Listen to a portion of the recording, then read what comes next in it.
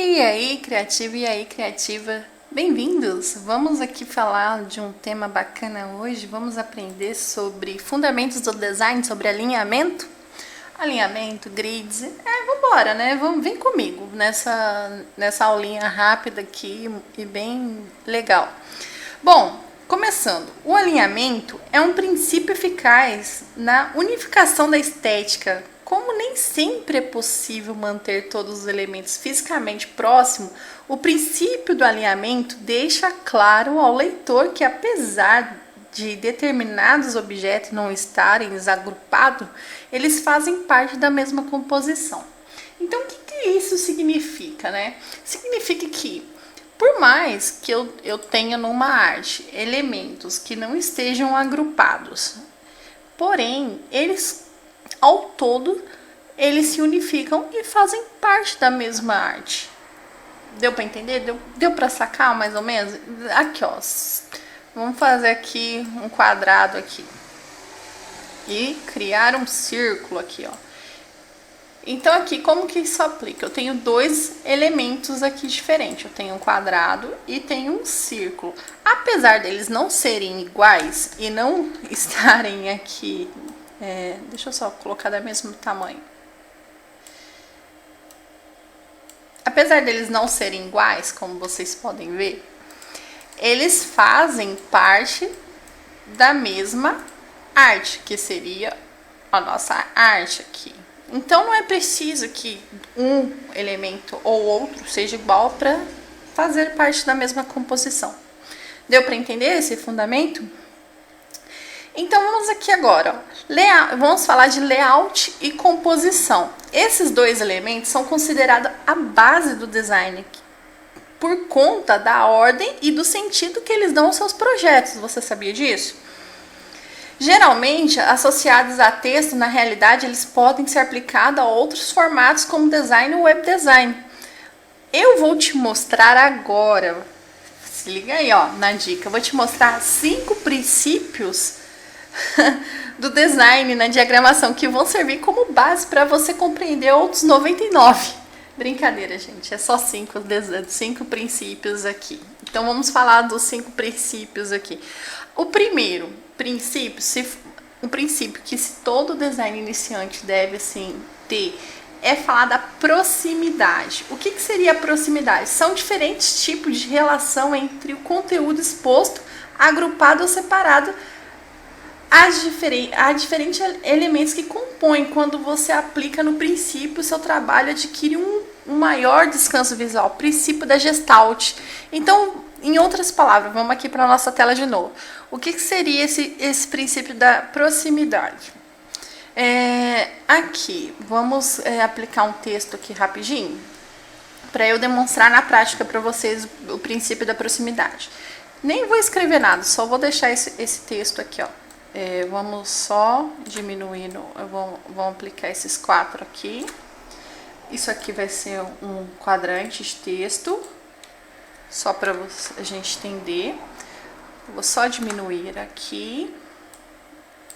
Vou colocar aqui o quadrante aqui. Nós temos mais um, ok. Aí nós vamos copiar mais esse daqui para cá.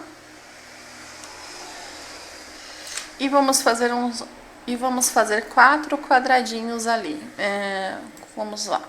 Vamos fazer um conjunto de 4 quadrados. Aqui.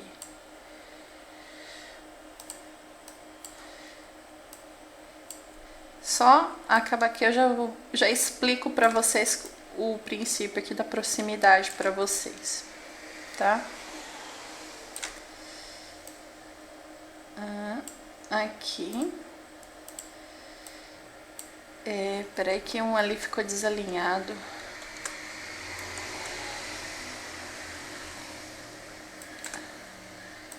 Ok, vamos só, Ctrl J, Ctrl J, Ctrl J. Então, vamos lá. Vamos aqui, então.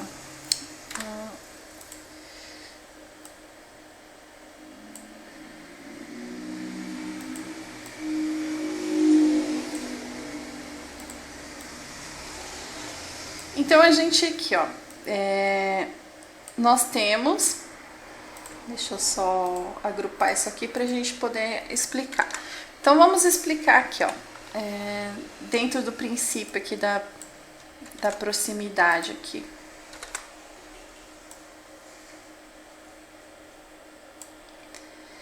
Bom, então vamos lá, dentro do princípio da proximidade. Reparem aqui que eu tenho 3 elementos na minha área de trabalho aqui, né, na minha backspace. E veja só, eles não estão totalmente próximos assim, ó, bem juntos, para poder dar destaque ou para poder dar uma ênfase, para mim entender que eles fazem parte um do outro. Como vocês podem ver, há um espaço entre eles, ó, há um espaço em branco aqui, há um espaço em branco aqui, né? E isso significa que há um espaço maior ainda em branco aqui, ó, né? Nesse espaço aqui. Isso significa que ainda assim eles são um conjunto, eles estão unificados, eles são elementos unidos, entendeu? Então isso seria o princípio de proximidade, que você tem um conjunto, né, que seria isso tudo, um conjunto de fatores que estão interligados no mesmo elemento. Deu para entender? Que você não precisa simplesmente pegar todos eles e deixar tudo espremido ali na arte para que ele passe aquele conceito de estar de união. É quase isso. Então você pode simplesmente, aplicando isso numa arte, você pode pegar uma imagem, colocar ela aqui, ou colocar em qualquer posição, tá vendo? Maior ou menor, e ainda assim deixar o nosso espaço aqui, ó, em branco, para fazer a divisão, né, de um elemento para outro, e você ainda assim vai ter a unificação. Você vai ainda assim estar aplicando a proximidade dos elementos. Isso é bacana. Imagina um negócio bem legal sobre o princípio, né, de proximidade, né? Imagina você vai no supermercado, você vê prateleiras de supermercados, né? Vamos aqui na internet aqui para poder estar demonstrando isso na internet para vocês, ó.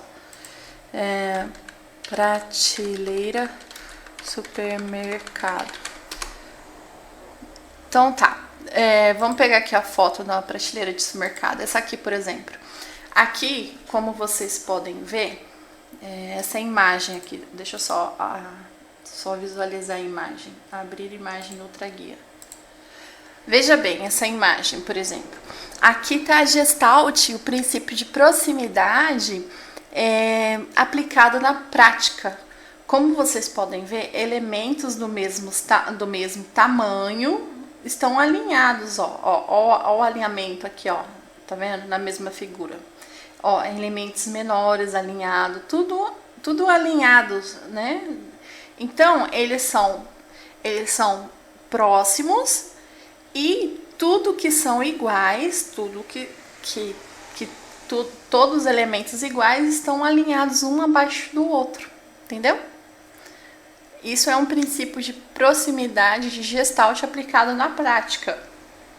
Você usa esse princípio no dia a dia, quando você separa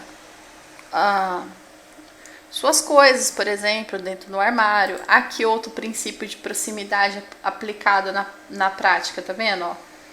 Nós temos aqui, ó, elementos diferentes, mas unidos. Isso também pode ser aplicado numa lista de compra, por exemplo. Quando você precisa fazer uma lista de compra, que você pode... Deixa eu pegar aqui, ó. Vamos fazer rapidinho aqui para vocês terem uma noção. Artigo higiene, ó.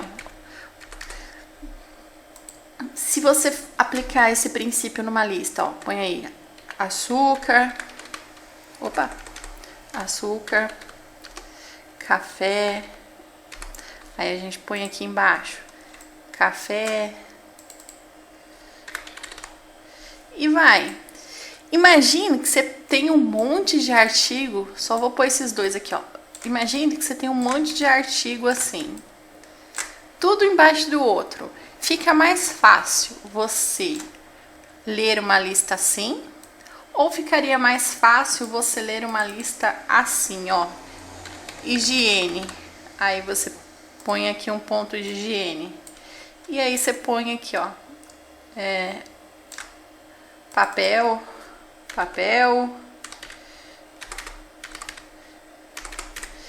E aí a gente tem aqui, só que não com essa fonte. Deixa eu só tirar essa do médio, vou pôr a light aqui, ó, pra vocês terem uma ideia. Aí aqui nós temos artigo de higiene. Aí depois aqui nós temos mais pra baixo. Você dá um espaço aqui, tem geral, sei lá, e mais artigo. O qual seria mais fácil para você ler? Seria uma lista classificada tipo por categorias, né? Separado por categorias, com espaços, né, entre elas, ou uma lista tudo junto. Então isso é o princípio da proximidade, tá, gente? Não sei se deu para vocês pegar bem, entender bem, mas tecnicamente é assim que seria aplicado o princípio da Gestalt de proximidade no design. Não é necessário que esteja tudo junto, tudo amontoado, para que faça sentido, entendeu? A próxima que a gente vai falar aqui é os espaços em branco, né? Vamos falar dos nossos espaços em branco agora. Deixa eu ver. Vamos voltar aqui na parte dos nossos quadradinhos. Só deixa eu pegar eles de volta aqui. Bom, vamos falar aqui agora dos nossos espaços em branco, para que vocês entendam para que servem os nossos espaços em branco. O espaço em branco normalmente fica entre os elementos do seu trabalho, como linhas de texto, margens, ícones, etc. Sua função é bem simples, sabe? Às vezes a pessoa não imagina que seja tão simples assim, mas a função é bem simples, nada mais que é oferecer espaço ao conteúdo para que ele seja melhor entendido. Então, como eu tinha falado, lembra que tem um espaço aqui, ó, em branco aqui, ó. Deixa eu pegar aqui um nosso pincel aqui, ó, só para que vocês entendam aqui, ó. Deixa eu diminuir. Veja só, aqui nós temos um espaço em branco, aqui nós temos outro espaço em branco, entre essas linhas aqui nós temos um, aqui nós temos outro, aqui nem se fala, tem um grandão aqui, ó. E aqui nós temos outros e nós temos outro. Então, para que serve esses espaços? Nada mais é que você destacar o conteúdo de um do outro, dar um ponto de descanso para os olhos do leitor e também direcionamento. Então, quando uma pessoa coloca lá uma arte carregada, acha que tem que cobrir todos os espaços em branco para que a arte fique perfeita, ela está apenas poluindo a arte e tornando aquela arte ineficaz. Então, é importante que você deixe um espaço em branco para o seu leitor, até mesmo para ficar harmônico. Hoje em dia, um design clean, como a gente chamamos, um design limpo, é aquele design que consegue passar o que ele tem que passar, não ultrapassando o limite, sabe, dos espaços em branco ali. E isso é legal. E outra coisa também, deixa eu só tirar aqui de novo.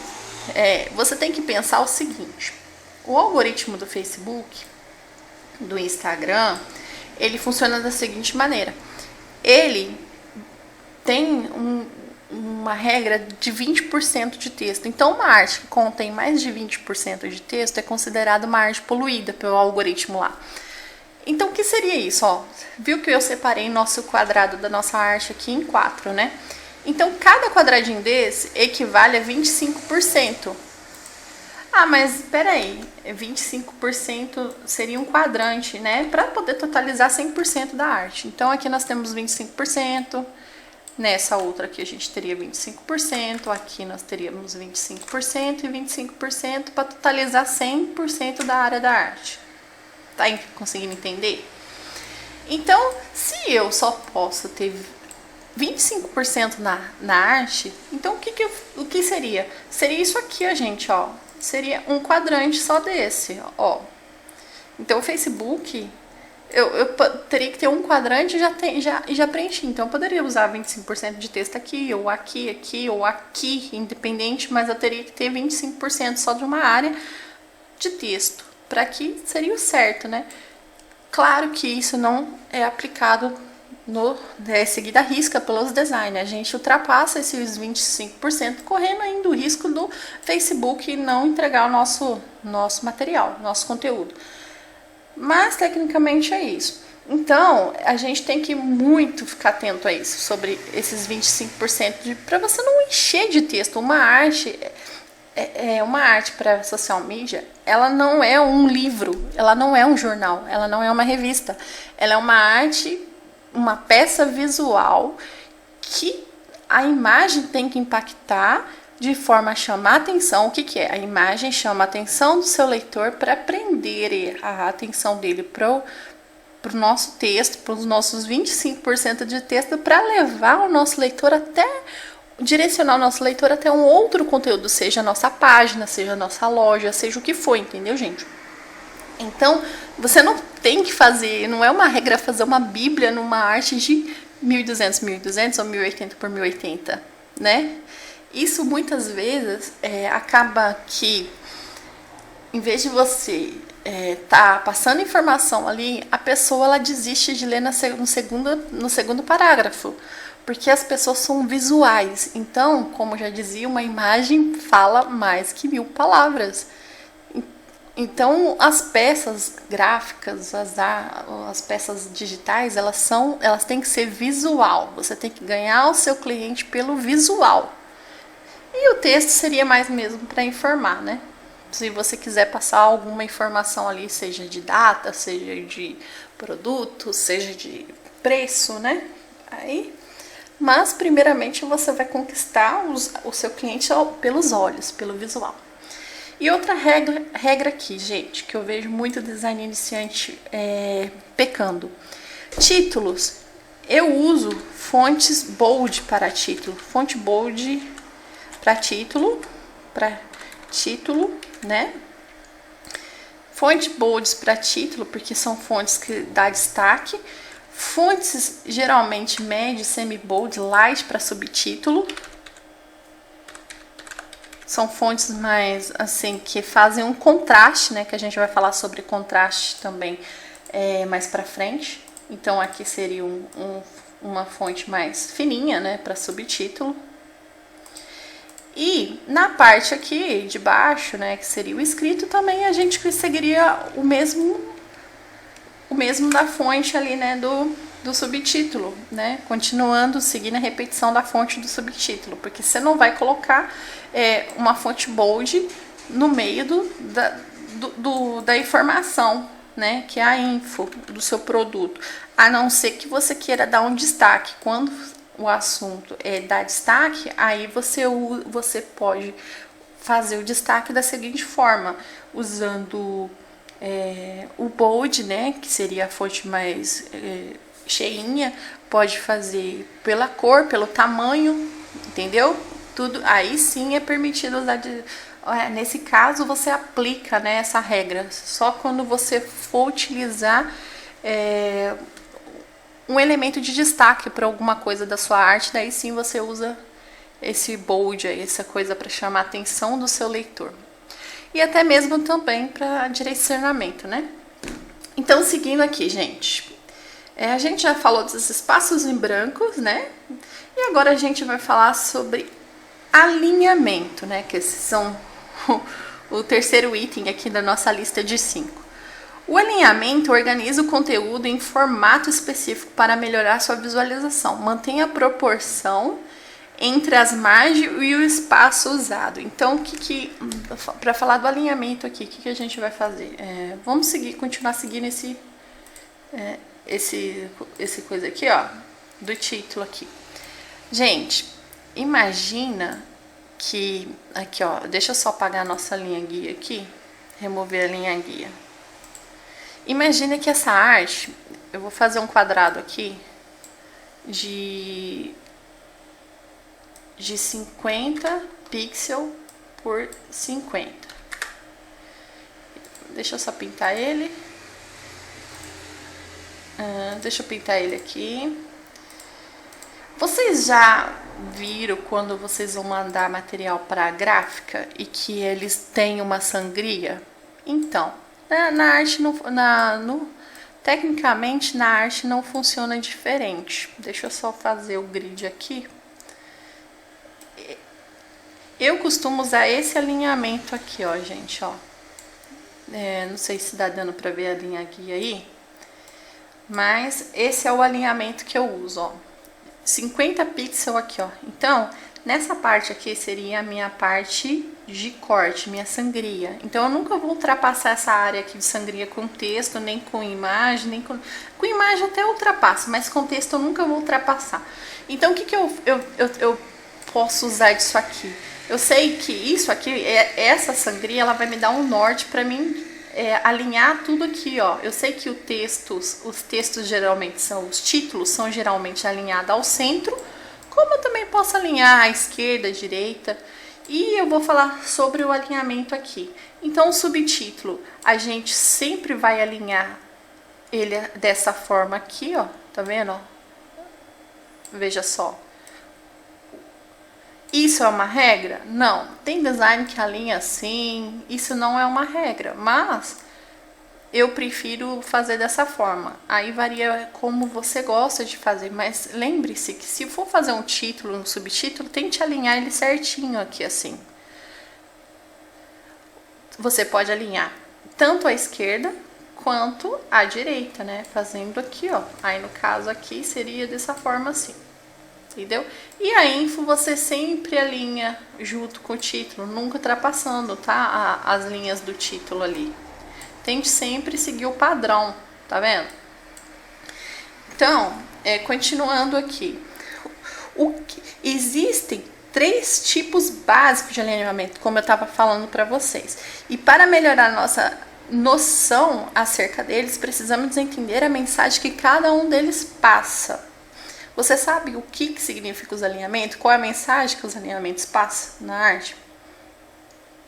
Porque cada alinhamento comunica uma coisa. Então vamos lá, eu vou abrir minha caixa de parágrafo aqui, que seria minha caixa de alinhamento. Deixa eu abrir aqui, ó. Então o primeiro alinhamento aqui que a gente tem é alinhamento à esquerda. Esse alinhamento à esquerda é tudo que dentro da arte está alinhado nessa direção aqui, ó. Tá vendo? Como se aqui a gente alinha tudo à esquerda. Aqui nós temos o nosso alinhado à esquerda. Deixa eu só fechar aqui. Então, o que esse alinhamento ele passa? Esse é o tipo de alinhamento mais comum. Ele é um alinhamento simples e seguro. Ele é comum por ser reflexo do nosso fluxo de leitura. Geralmente, quando a gente vai ler, a gente começa a ler de cá para cá, né? Ó, ele segue o ritmo, o fluxo, né? Na horizontal ali.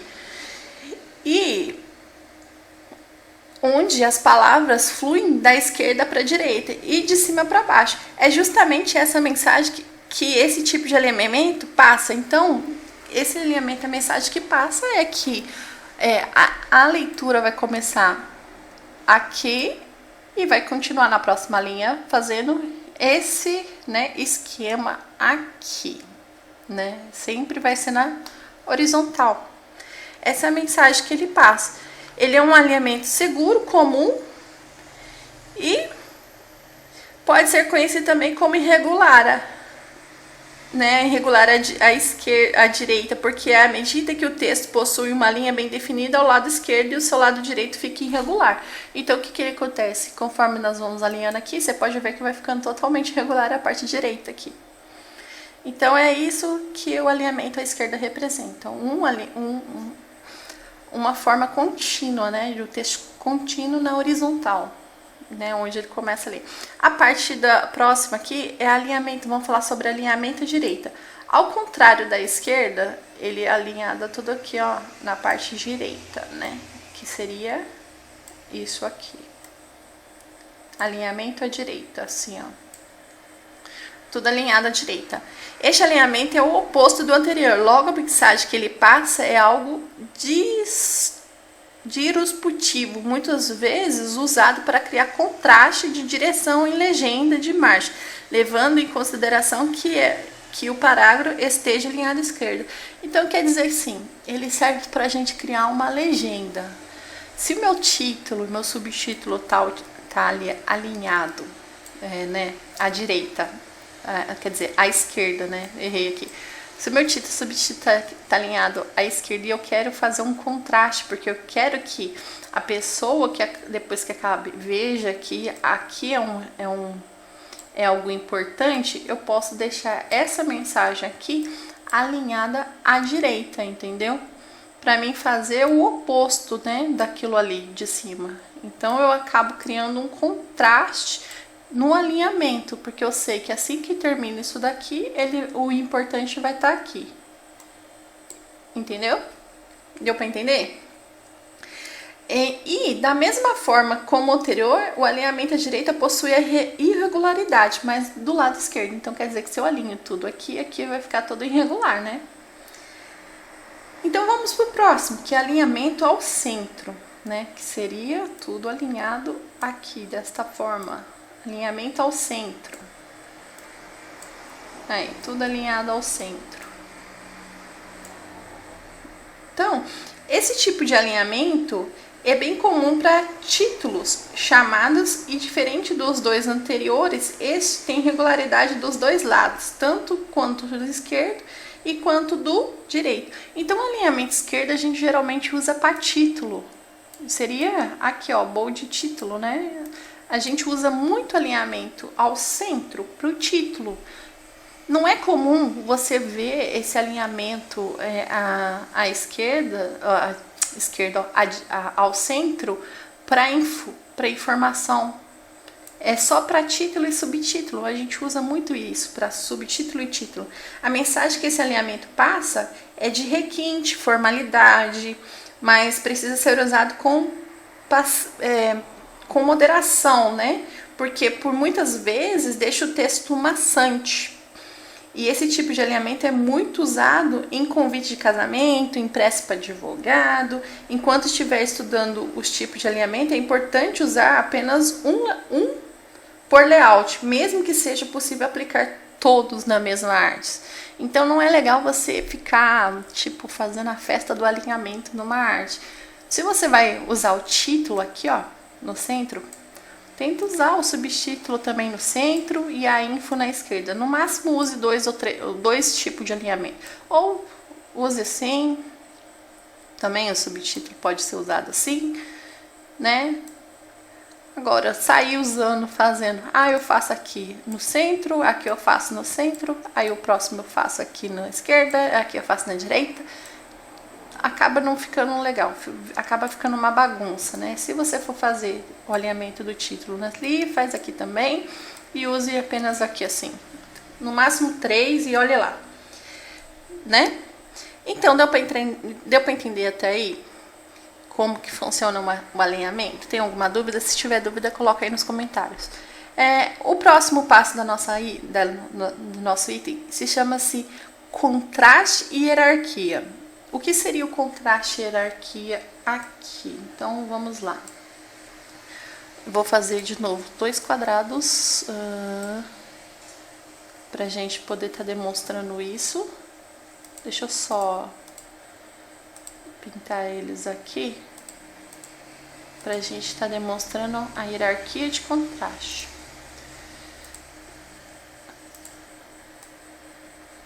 Só um instante que eu vou fazer uma cópia desse e vou fazer uma cópia desse aqui menorzinho, porém com uma cor mais leve.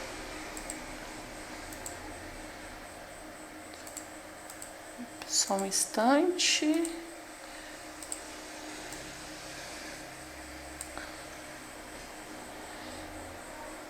Vamos aplicar uma opacidade aqui.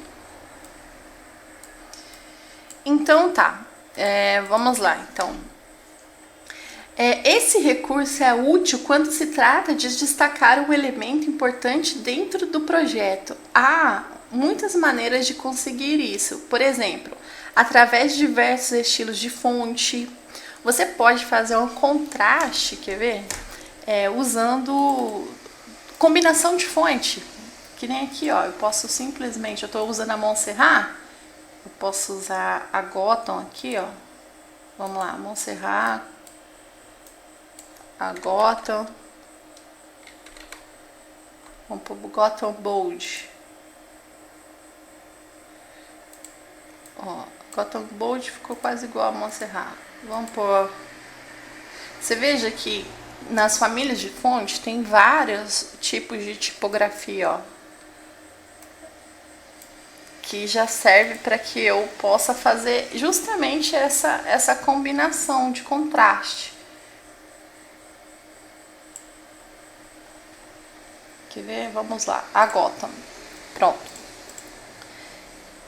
Então aqui, ó, nós temos a Gotham Medium, né? Que eu vou, opa, deixa eu pôr só aqui no título a Medium.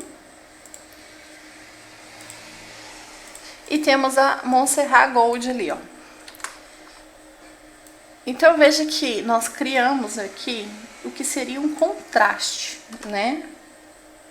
E o subtítulo aqui eu continuo com a Montserrat Light. Geralmente isso pode ser aplicado dessa maneira, né? Em combinação de fonte, uma fonte por isso que eu falei que tem famílias de fonte, que nem essa daqui, a Gotham, Montserrat, ou várias outras, que se você ver, ó, tem Gotham Light, Gotham Italic, Gotham Book, Gotham Media, Bold, para você fazer essa combinação de contraste, que você mantenha a tipografia, né, igual, que daí seria a repetição, porém faz o contraste, né, dessa maneira, né, ó, Bold no título. Aí pega lá a Gotham Book, né, que é uma fonte mais no subtítulo, tá vendo? Ó, olha o contraste que deu com uma outra e são a mesma fonte. Então, isso serve dessa maneira. E também há contraste de formas. Ambas as formas têm um contraste, tá vendo? São contrastes de cores, ó. Aqui, ó, um contraste de cor. Ambos têm. Isso também pode ser utilizado quando você quer dar destaque numa cor, que nem aqui, ó. Eu poderia colocar um roxo para dar um destaque no que eu quero, ó. Veja só. Então, eu teria aqui, ó, um contraste de cor, contraste de forma, contraste de info.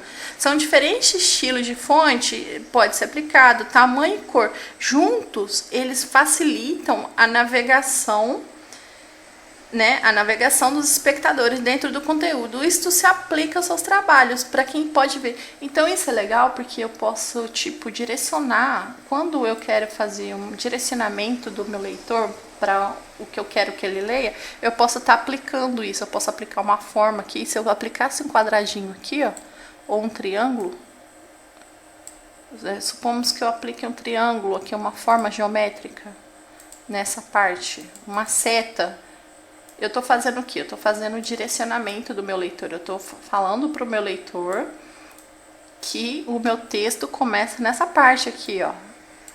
Supomos que a seta... Então, isso é um direcionamento, é um contraste, é uma aplicação de contraste, né? E uma coisa que palavras de Robin Williams, a escritora, tá? Não o ator. Ele sempre dizia assim: não seja tímido na hora de criar contraste. Se o seu objetivo é criar um contraste para chamar a atenção do leitor, capriche no nível, pois nas palavras de Robin Williams, para um contraste ser realmente eficaz, ele não pode ser tímido. Então, o contraste não pode ser tímido. Você não precisa ter medo de abusar desse recurso. Esse recurso está aí, essa regra está aí para você usar e abusar, né, disso, né? Que o contraste é a principal diferença, né? Contraste é a diferença. É a principal função que ele tem é de atrair a atenção do seu leitor para aonde deve ser, né, primeiramente, e intensificar o significado. Então, se eu quero lá passar uma coisa, eu preciso chamar a atenção do meu leitor, eu vou usar um contraste, eu tenho que criar, né, coisas que chamem a atenção, falar, ó, fulano, você tem que vir aqui e essa é o que eu quero que você leia, é isso que eu quero que você entenda. Ok? E por último aqui é a repetição. O que seria a repetição? A regra é a repetição. A repetição, como o nome indica, é o recurso que reforça um elemento, um estilo. Importante no seu design, ele pode ser usado em título, subtítulo, pois além de oferecer uma unidade estética ao seu projeto, permite que os espectadores se familiarizem. Então, o que é isso? É você... Quando você usa uma paleta de cores e você usa a mesma paleta de cores para várias artes, por exemplo, você está criando uma repetição, você está educando sua audiência para que ela se familiarize com sua marca. Ou quando você usa o mesmo estilo de fonte para o mesmo título, para o mesmo subtítulo, para várias artes seguidas, você também está criando uma repetição, você está educando os seus leitores, sua audiência. Então isso é o significado de repetição no design. Então é isso, galera. Espero que vocês gostaram dessa aula. Se gostou, tem dúvidas sobre o nosso conteúdo de hoje, e se quer ver mais conteúdo como esse que agrega aí no seu dia a dia, deixa nos comentários aí e já sabe, senta o dedo nesse like, compartilha, vamos ajudar esse canal a crescer. Então eu vou ficando por aqui e fui! Um forte abraço a todos, tchau, tchau!